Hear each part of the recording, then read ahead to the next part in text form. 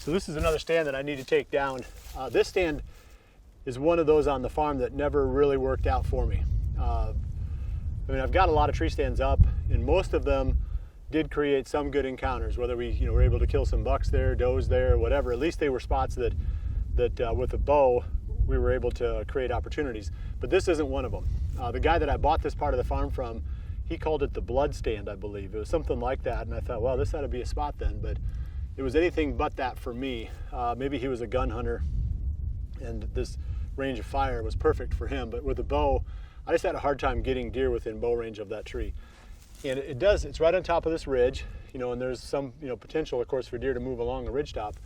And I had the little smaller secondary ridge behind me planted into big and beastie most years, but we were too far out on the fringe, I think, that the deer just never really came over here. Maybe they could see us up there, be easy to be skylined.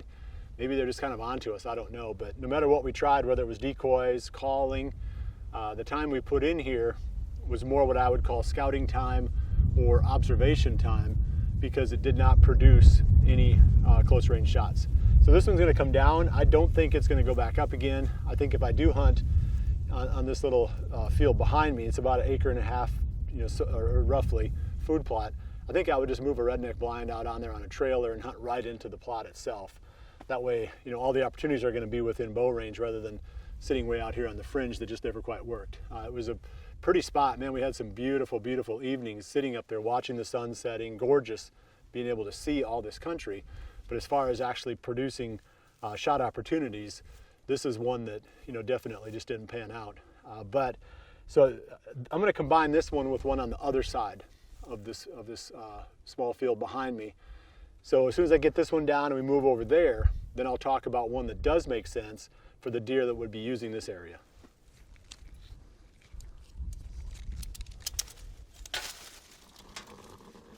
As I mentioned in the first part of this segment, I was going to talk about a second location, and that's the one right over my right shoulder behind me here. This would be on the west side of that same ridge where that food plot was on, where the stand in that single tree was on the northeast corner of that ridge top. This was set up back in, I think, 2015. There was a buck here that I was hunting that we had nicknamed him Big Junior. And he was living here some, down in this valley, in front of me some, but more further up the valley.